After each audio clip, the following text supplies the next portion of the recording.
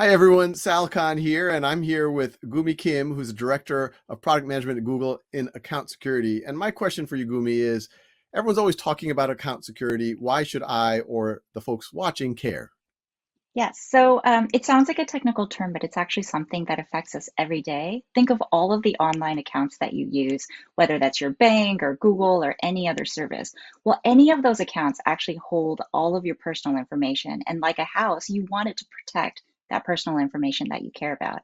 There's always going to be things like bugs and rats and thieves that try to come in. And so you want to make sure that they don't. And what's going to happen? Like if somehow someone gets into my account, what's the worst that they can do? I mean, just taking a Google account, for example, like not only can they take your personal information, like your photos or information you're sending in Gmail, they could also get access to all of your other online accounts.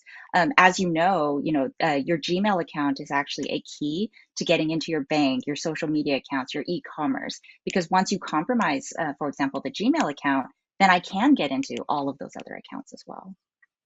Yeah, people can steal money from you. They can Hmm. misrepresent you. They can see all of your Right. private information. It can get to be Exactly. pretty scary. So I think this is something people should pay attention to. Hmm.